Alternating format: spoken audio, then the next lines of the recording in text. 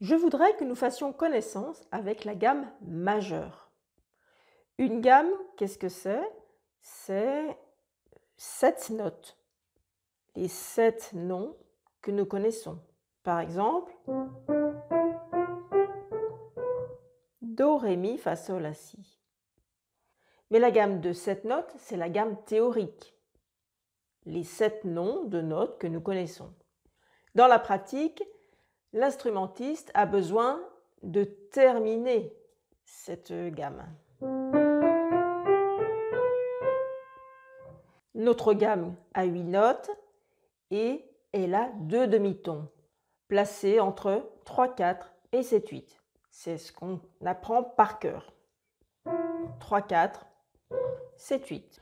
Autre chose, en la pratiquant, cette gamme, on a tendance à la couper en deux et d'une certaine façon par les doigtés.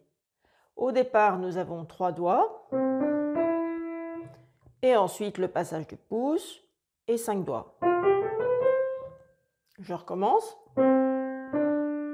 Passage du pouce, le fameux multiplicateur de doigts. Nous coupons en deux la gamme en 3 plus 5 le plus souvent. Et aussi par le jeu en position.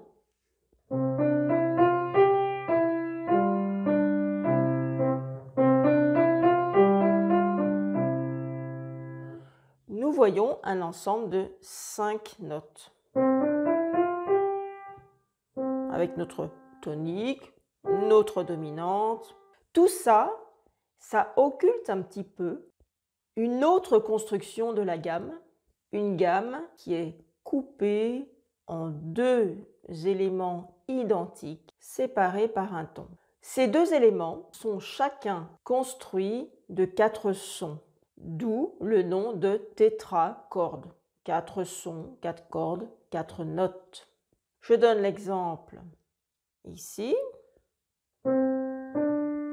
avec un doigté bien particulier.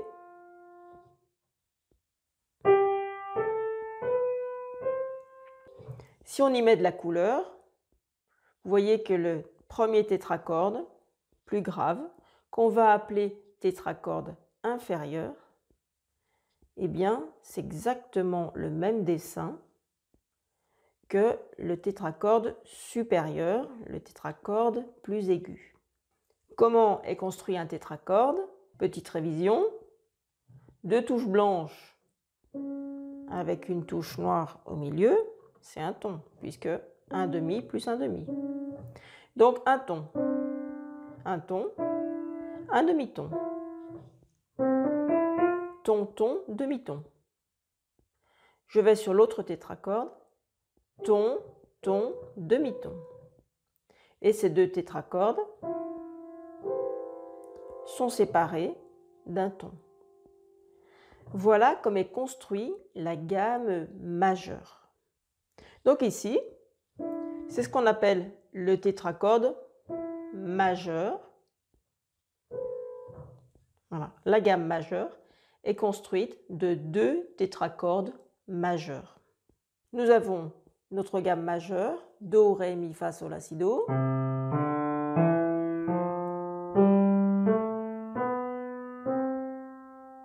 Et notre tétracorde supérieur, considérons-le maintenant comme le tétracorde inférieur d'une autre gamme.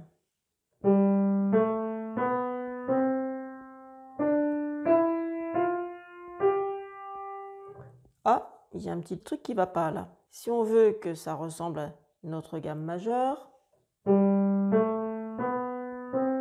il va falloir que notre tétracorde supérieur soit constitué de ton, ton, demi-ton.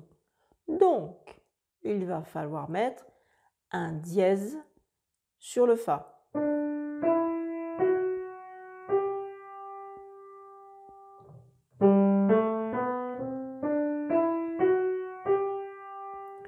Nous venons de construire la gamme de Sol majeur. Cette gamme a un dièse. Nous avons dû mettre ce dièse pour qu'elle ressemble en tout point à la même échelle que Do majeur. On va recommencer. Sol, la, si, do, ré, mi, fa, sol, eh bien on va se dire que ré, mi, fa, sol va être le tétracorde inférieur d'une autre gamme.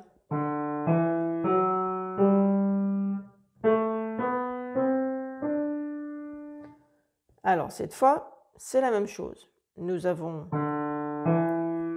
notre dièse du premier tétracorde. Il va falloir construire le second tétracorde de la même façon. Ton, et encore un ton, et un demi-ton. Voilà notre gamme qui commence par Ré.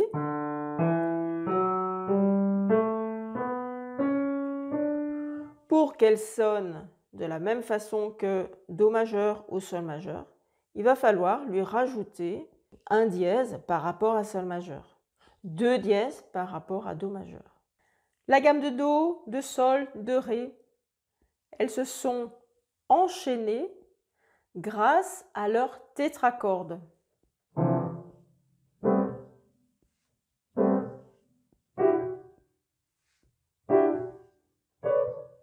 Etc.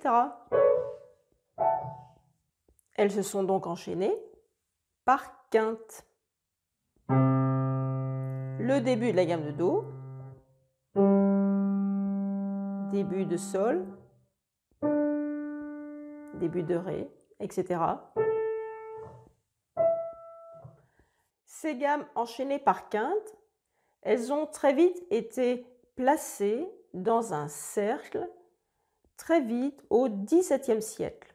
C'est ce qu'on appelle le cercle des quintes ou le cycle des quintes. Et nous verrons cela dans une prochaine vidéo. À bientôt!